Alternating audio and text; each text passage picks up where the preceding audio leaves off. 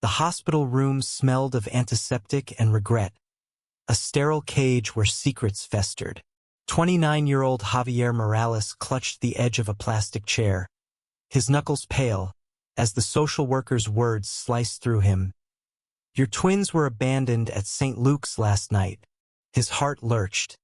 Those babies, his babies, left like forgotten luggage, and he hadn't even known they existed until this moment. Javier's world had unraveled in a single phone call. He was a graphic designer in San Francisco's Mission District, scraping by on freelance gigs. His life a mosaic of late-night sketches and fleeting hookups. He'd always been careful, too careful, he thought, about attachments, especially after his devout Catholic family disowned him at 19 for being gay. So when the social worker mentioned twins and biological father, his mind spun. How? Who? The answer hit like a freight train. Emily, his college friend, the one he'd helped through a drunken night 5 years ago. A blurry mistake he'd buried under shame. She'd never told him she was pregnant. And now her mother, Mrs. Evelyn Carter, the woman who'd once called him an abomination, had dumped the twins at a hospital with a note claiming they were better off without their kind. Javier's breath hitched as he stepped into the pediatric ward. There they were, Amara and Eli, 3 years old, curled together in a single crib like they were each other's shield. Amara's tiny hand gripped Eli's sleeve, her brown curls spilling over his. Their skin, a warm mix of their mother's fairness and Javier's Latino heritage, glowed under the fluorescent lights. He wanted to scoop them up, to promise them safety, but his hands trembled. He wasn't ready to be a father. Hell, he wasn't ready to be anything but a stranger to these kids. Across town, in a cluttered Oakland apartment, Marcus Tate was nursing a black coffee and a bruised ego. At 32, he was a community organizer with a quick laugh and a stubborn streak. His black heritage woven into the pride he carried for his work in queer youth advocacy. He'd been scrolling through a local news alert about abandoned twins when his phone buzzed with a text from Javier, a guy he'd met at a gallery opening 2 months ago. Their connection had been instant, Javier's quiet intensity pulling Marcus like gravity, but they'd kept it light, just coffee dates and late-night texts. Now Javier's message was frantic. "I need you. Found out I'm a dad. Twins. Abandoned. Help."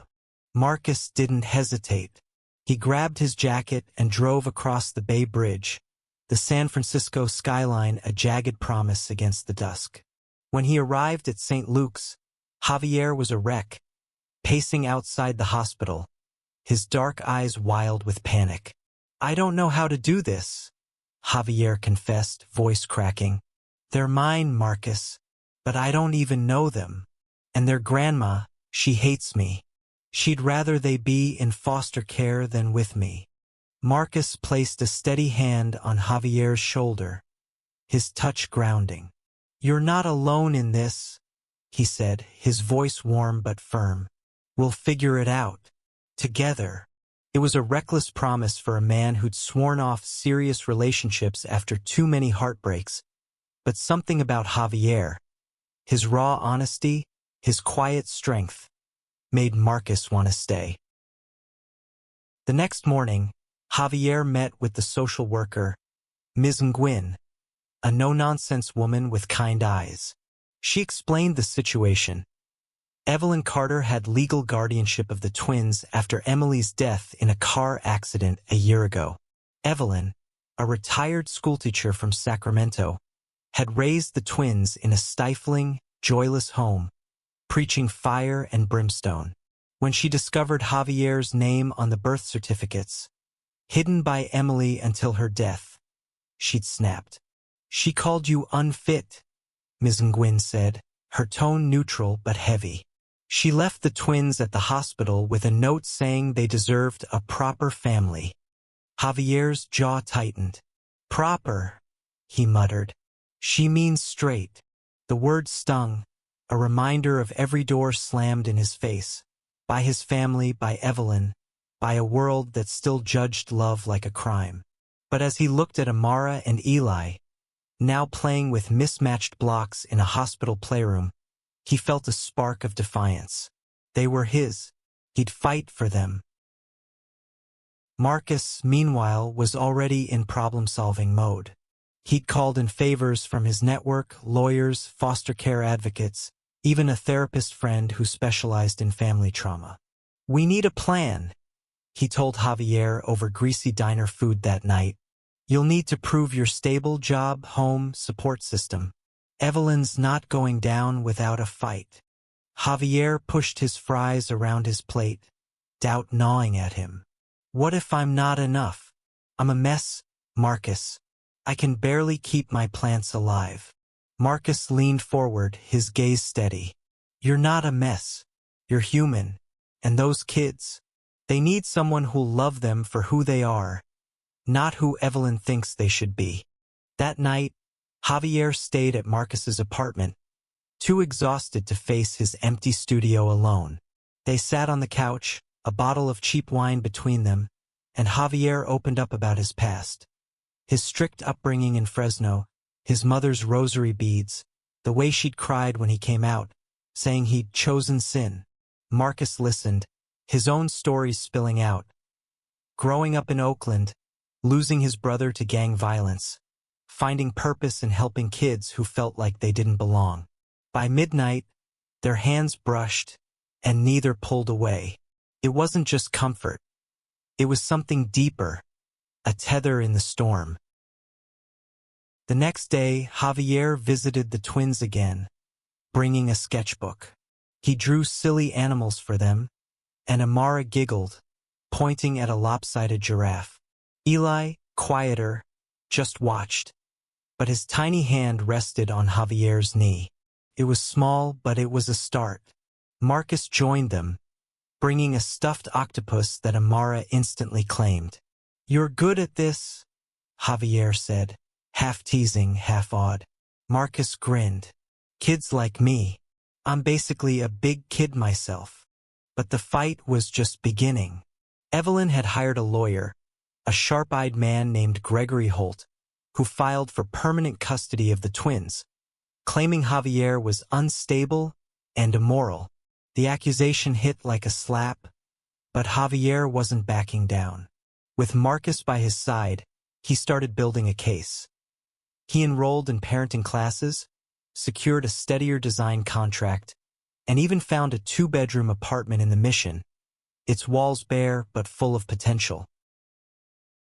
As weeks passed, Javier and Marcus grew closer, their bond forged in late-night strategy sessions and quiet moments with the twins. One evening, in a park near the hospital, Javier watched Marcus push Amara and Eli on swings, their laughter cutting through the fog. He realized he wasn't just falling for the twins, he was falling for Marcus, too. The thought terrified him, but it also felt like hope. Yet Evelyn's shadow loomed. She'd been silent, but Javier knew she was plotting. A letter arrived from Holt, demanding a meeting. "She wants to see you," Ms. Nguyen warned. "She's not giving up." Javier's stomach churned. He wasn't just fighting for his kids. He was fighting a woman who'd erase him to keep her world tidy. And he'd be damned if she won. The meeting with Evelyn Carter was set in a sterile conference room at the Department of Child Services, its fluorescent lights casting harsh shadows. Javier sat rigid, his hands clasped to hide their trembling, as Marcus sat beside him, a quiet pillar of strength. Across the table, Evelyn, 62, her silver hair pulled into a tight bun, stared at Javier like he was a stain she could scrub away. Her lawyer, Holt, shuffled papers, his smirk oozing confidence. The air crackled with unspoken accusations. "You're not fit to raise those children," Evelyn said, her voice sharp as broken glass. "You're a sinner, Javier. I won't let my grandchildren be corrupted." Her words echoed the venom of his mother's rejection a decade ago, and Javier's chest tightened. But Marcus's knee brushed his under the table, a silent reminder. You've got this. Javier leaned forward, forcing his voice steady. Amara and Eli are my kids. You abandoned them, Evelyn. You don't get to decide who loves them. Her eyes narrowed, but he didn't flinch. He'd spent weeks preparing, parenting classes, a stable job, a home. He wasn't the scared kid she'd dismissed years ago. Holt slid a document across the table. We've filed for permanent custody, he said.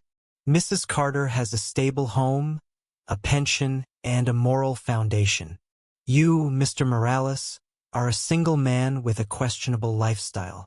The word questionable hung in the air, a dog whistle for Evelyn's bigotry. Marcus's jaw clenched, but he stayed silent, his hand gripping Javier's under the table.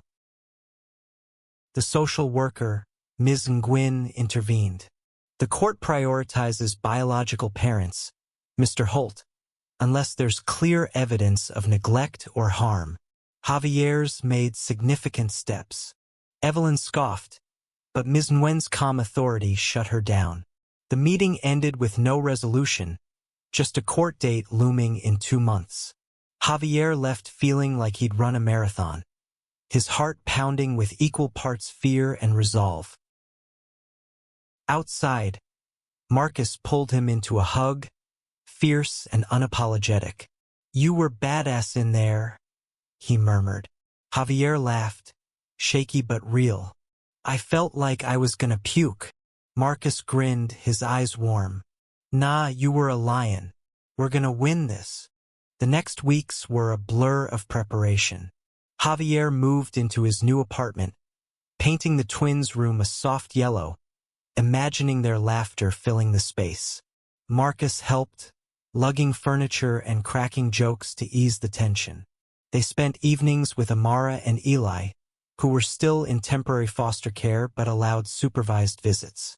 Amara loved Marcus's silly voices, while Eli started clinging to Javier's hand, his shy smiles a quiet victory.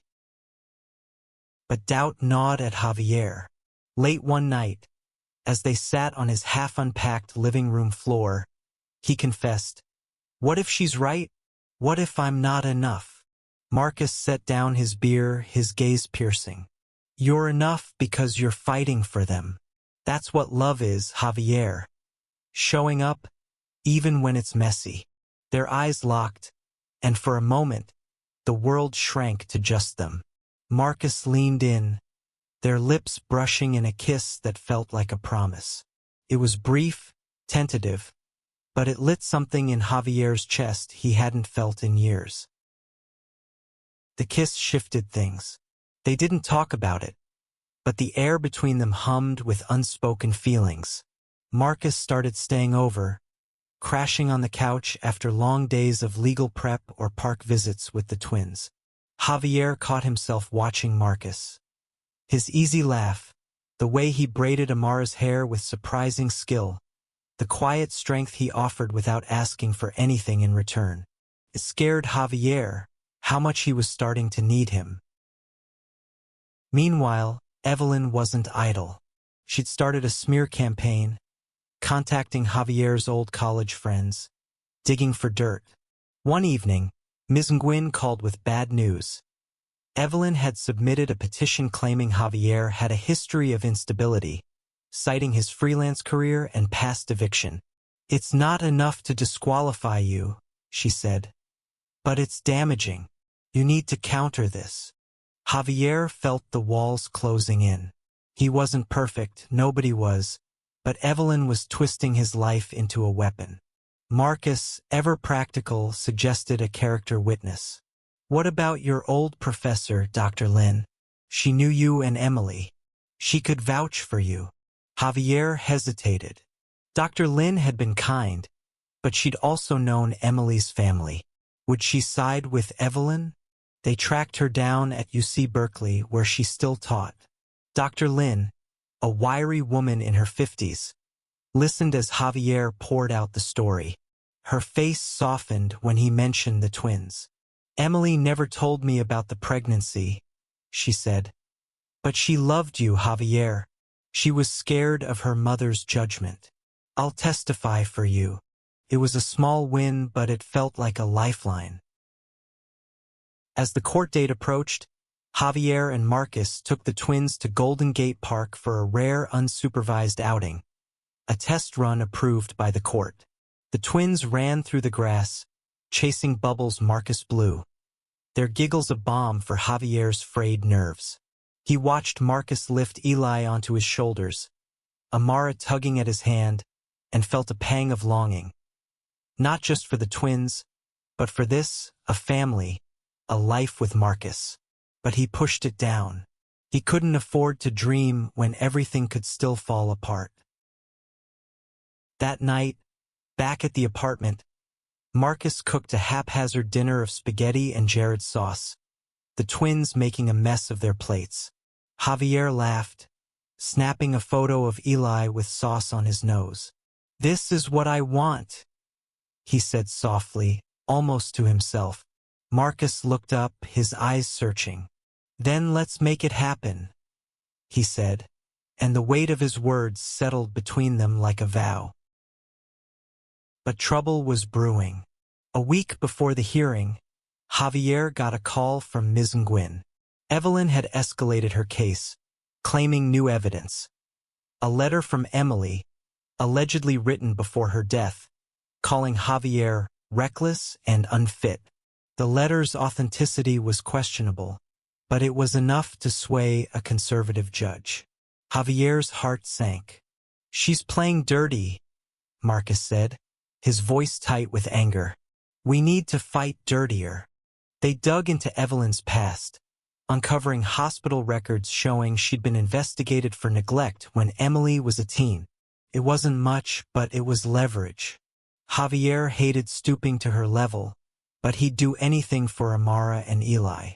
As the court date loomed, he and Marcus prepared for war, their bond growing stronger with every shared worry, every late-night talk, every stolen glance. They were a team now, whether they named it or not. The San Francisco courthouse was a hulking beast of stone and glass, its corridors echoing with the weight of lives decided. Javier adjusted his tie, feeling like an imposter in the borrowed suit Marcus had insisted he wear. Marcus stood beside him, his own suit slightly rumpled but his presence steady, like an anchor in a storm. Amara and Eli were with their foster family for the day, but their absence felt like a hole in Javier's chest. Today would decide if he'd be their father or lose them forever. Inside the courtroom, Evelyn sat ramrod straight, her face a mask of righteous indignation. Holt, her lawyer, radiated smug confidence, clutching the alleged letter from Emily. Javier's lawyer, a pro bono advocate named Rachel Kim, had warned him. The letter was flimsy evidence, but in a conservative judge's hands, it could tip the scales. Judge Margaret Hensley, a stern woman in her 60s, presided with an unreadable expression, her gavel a ticking bomb.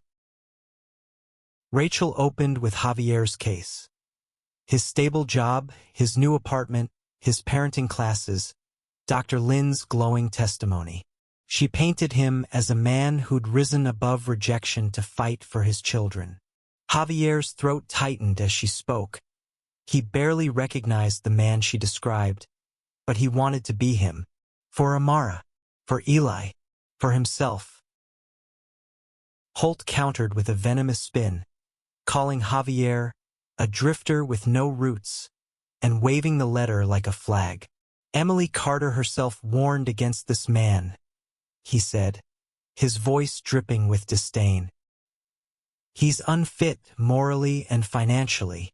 Javier's hands clenched, but Marcus's steady gaze kept him grounded. Rachel objected, questioning the letter's authenticity, but Judge Hensley allowed it, her lips thinning. Then Evelyn took the stand. Her testimony was a masterclass in manipulation, her voice quivering as she described raising the twins, in a God-fearing home, after Emily's death. "I only want what's best for them," she said, tears welling artfully. "Javier's lifestyle is a danger." The word lifestyle landed like a slap, and Javier felt the room's eyes on him, judging, dissecting. Rachel cross-examined her, calm but relentless. "Mrs. Carter, you abandoned the twins at a hospital. Why?" Evelyn faltered, claiming she was overwhelmed. But Rachel pressed harder, revealing the hospital neglect records from Emily's teenage years. Evelyn's composure cracked, her face flushing as she snapped, "I did my best."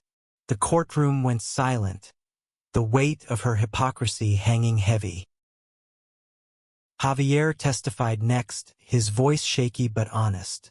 He spoke of his shock at learning about the twins, his fear of failing them, his determination to give them a home where they'd be loved for who they are. "I know I'm not perfect," he said, glancing at Marcus, who gave a small nod, "but I'll fight for them every day. They're my family." His voice broke on the last word, and he saw a flicker of something, empathy, in Judge Hensley's eyes. The hearing stretched into the afternoon, a grueling back and forth of legal arguments and character attacks. Marcus testified as a character witness, his voice warm and steady as he described Javier's growth, his bond with the twins, the home he was building. "He's not alone," Marcus said, his eyes meeting Javier's. "He's got a community. He's got me." The words landed like a quiet thunderclap, and Javier's heart stuttered. They hadn't named what was between them, but in that moment, it felt like a declaration. The judge called a recess, and Javier and Marcus stepped outside, the cool air a relief after the courtroom's stifling tension. "You did good," Marcus said, his hand brushing Javier's. "Whatever happens, you showed up." Javier wanted to kiss him, to hold on to this man who'd become his rock, but fear held him back. What if they lost? What if this, whatever it was, fell apart? Back in the courtroom, Judge Hensley delivered her ruling. "This case hinges on the best interests of the children," she began, her voice measured. She acknowledged Javier's efforts, his stability, his clear love for the twins. But she also noted Evelyn's experience and the letters concerning claims. Javier's stomach dropped. "I'm ordering a temporary custody arrangement," she said. "Mr. Morales will have primary custody, pending a 6-month evaluation. Mrs. Carter will have supervised visitation." It wasn't a full victory, but it was enough. Javier exhaled, tears pricking his eyes as Marcus squeezed his hand. Evelyn's face twisted, but she said nothing, storming out with Holt trailing behind. Rachel clapped Javier's shoulder. "You've got this," she said.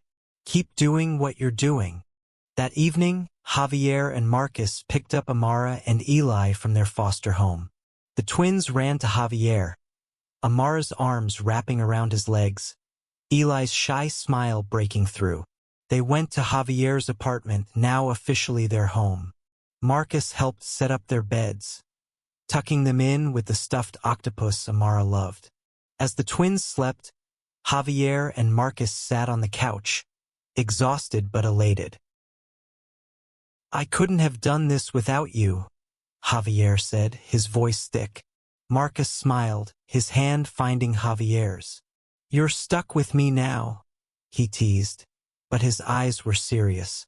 They kissed again, slower this time, the weight of the day melting into something soft, something real. Javier didn't know what the future held. 6 months of scrutiny, Evelyn's lingering threat, but for the first time, he felt like he could face it. The next morning, they took the twins to a playground in the Mission. Amara squealed on the slide, Eli clung to Javier's hand, and Marcus chased them with mock monster growls. Javier watched, his heart full, but a shadow lingered. Evelyn wasn't done. A week later, a new letter arrived, not from Holt, but from Evelyn herself. "You'll never be their father," it read. "I'll make sure of it." Javier's blood ran cold. Marcus, reading over his shoulder, cursed under his breath. "She's not giving up," he said. "We need to be ready." Javier nodded, his resolve hardening. He'd fought too hard to let her win now. For Amara, for Eli, for Marcus, for the family he was building, one messy, beautiful step at a time. The San Francisco fog rolled in thick, cloaking Javier's apartment in a gray haze that mirrored his unease. Evelyn's letter lay on the kitchen counter like a ticking bomb. Its words burned into his mind. "You'll never be their father." It had been 2 weeks since the custody hearing, and Amara and Eli were settling in, their laughter filling the once quiet space. But Evelyn's threat loomed, a reminder that this fight wasn't over. Javier watched Amara color a picture of a lopsided sun, her tongue poking out in concentration, while Eli stacked blocks nearby, his quiet focus a contrast to his sister's chatter. At 30, Javier was learning their rhythms. Amara's bold curiosity, Eli's cautious trust. He was their father now in every way that mattered, but doubt still crept in. What if Evelyn found a way to take them? What if he failed them? Marcus, sprawled on the floor with a toy dinosaur, caught Javier's eye. "You're overthinking again," he said, his voice low so the twins wouldn't hear. Javier sighed, running a hand through his hair. "She's not gonna stop, Marcus. That letter, it's a warning." Marcus nodded, his jaw tight. "Then we get ahead of her. We document everything, every visit, every interaction. She slips up, we're ready." They'd already started. Javier kept a notebook, logging every moment with the twins, every parenting class, every stable paycheck. Marcus, with his organizer's instincts, had connected Javier to a legal aid group that specialized in family disputes. Rachel, their lawyer, was optimistic but cautious. "Evelyn's got no new evidence," she said during a call. "But she's relentless. Stay vigilant." Evelyn's supervised visits were tense. She'd show up at the Child Services office, her face a mask of forced warmth, bringing toys the twins barely touched. Amara clung to Javier, sensing the strain, while Eli stared at Evelyn like she was a puzzle he couldn't solve. During one visit, Evelyn tried to read them a Bible story, her voice syrupy. "God loves you," she said, but Amara interrupted. "Papa Javi loves us more."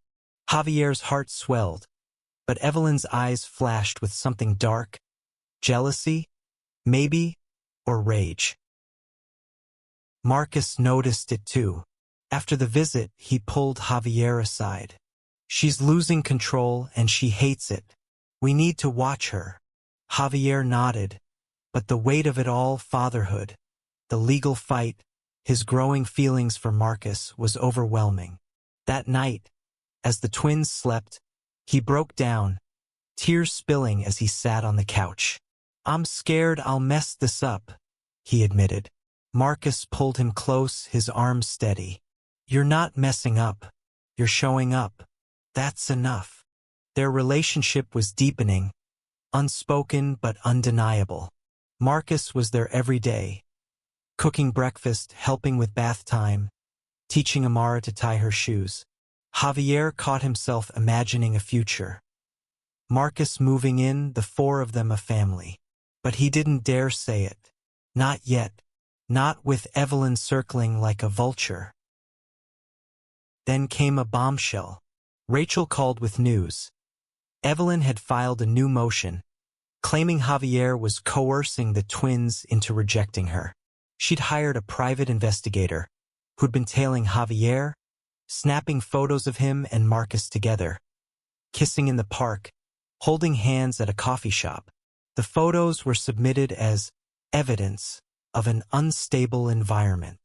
Javier's stomach churned as Rachel read the filing. Mr. Morales's open display of his lifestyle is detrimental to the children's moral upbringing. It's bullshit, Marcus snapped, pacing the apartment. She's weaponizing us being together. Javier felt sick. He'd fought so hard to be himself, to love openly, and now it was being twisted against him. Rachel was blunt. The judge might not buy it, but it's a risk. You need to be squeaky clean. No public fights, no slip-ups. The scrutiny was suffocating. Javier stopped holding Marcus's hand in public, the absence like a bruise. Marcus noticed, his eyes softening with understanding. But it hurt. They focused on the twins, keeping their routine steady. Playdates, story time, trips to the aquarium. Amara's favorite was the jellyfish exhibit, her eyes wide as she pressed her nose to the glass. Eli loved the penguins, mimicking their waddle. Javier clung to these moments, proof he was doing something right. But Evelyn was relentless. She started calling the twins' foster care caseworker, claiming Javier was neglecting them. The caseworker, a tired woman named Ms. Lopez, visited unannounced, inspecting Javier's apartment like a crime scene. "Everything looks fine," she said, but her clipboard felt like a guillotine. Javier's anxiety spiked. He couldn't sleep, haunted by the fear of losing his kids. Marcus, ever the fighter, rallied. He organized a community fundraiser to cover legal fees, turning their small network into a force. Friends, colleagues, even Dr. Lin showed up with a check. "You're not alone," Marcus kept saying, and Javier wanted to believe him. One night, as they washed dishes together, Marcus bumped Javier's shoulder playfully. "We're a team, you know. You, me, the twins. We've got this." Javier smiled, but the fear lingered. Then a breakthrough. Rachel uncovered a witness. Emily's old roommate, Sarah, who'd known about the twins' birth. Sarah confirmed Emily had hidden the pregnancy from Evelyn, fearing her mother's wrath. "Emily wanted Javier to know," Sarah said in a sworn statement. "She trusted him. She was just scared." The statement was gold. It contradicted Evelyn's narrative that Emily had rejected Javier. Armed with this, Javier and Marcus prepared for the next hearing, set for a month out. They spent every spare moment with the twins, building memories to anchor them. One sunny afternoon, they took Amara and Eli to a kite festival in Crissy Field, the sky alive with color. Javier helped Eli hold a dragon-shaped kite, while Marcus chased Amara, her laughter echoing. As the sun set, Javier caught Marcus's eye, and for a moment the world felt right. But Evelyn's investigator was still watching. A grainy photo arrived in the mail. No note, just Javier and Marcus kissing at the park, the twins playing nearby. It was a warning, a reminder that Evelyn would use anything to tear them apart. Javier's hands shook as he showed Marcus. "She's not gonna stop," he whispered. Marcus's face hardened. "Then we don't either. We fight for this, for us." The final hearing loomed like a storm cloud over San Francisco, the city's vibrant pulse muted by Javier's dread. He stood in his apartment, adjusting his tie for the third time, while Marcus helped Amara and Eli into their jackets. The twins, now 3.5, were oblivious to the stakes, chattering about a cartoon they'd watched. Javier envied their innocence. Today, Judge Hensley would decide their future, his future, and maybe his with Marcus. The courtroom was packed, a mix of supporters from Marcus's community network and Evelyn's church friends, their glares like daggers. Evelyn sat with Holt, her face a fortress of resolve, clutching a Bible like a shield. Javier's heart pounded as Rachel reviewed their strategy. Emphasize Javier's stability, Sarah's testimony, and Evelyn's abandonment. The photos from the investigator were a wild card, but Rachel was ready to argue they were irrelevant. Judge Hensley called the session to order, her gaze sweeping the room. Rachel presented their case with precision, highlighting Javier's progress. A steady job, a safe home, the twins' growing attachment. Sarah's testimony was a turning point, her voice clear as she described Emily's trust in Javier and her fear of Evelyn's control. Emily wanted him to be their father, Sarah said, and Javier saw Amara's face in his mind, her giggle when he drew her a giraffe. Holt countered with the photos, projecting them on a screen. Javier and Marcus kissing, holding hands, the twins nearby. "This is the environment Mr. Morales offers," Holt said, his voice oily. "A lifestyle that confuses and endangers young children." The word lifestyle stung, but Javier kept his eyes on Marcus, who gave a subtle nod. Rachel objected, calling the photos irrelevant and prejudicial. But the damage was done. Evelyn's church friends whispered, their judgment palpable. Then Marcus took the stand, his voice steady but fierce. "I've seen Javier become a father," he said. "He loves those kids. He's built a home where they're safe to be themselves. That's what matters, not who he loves."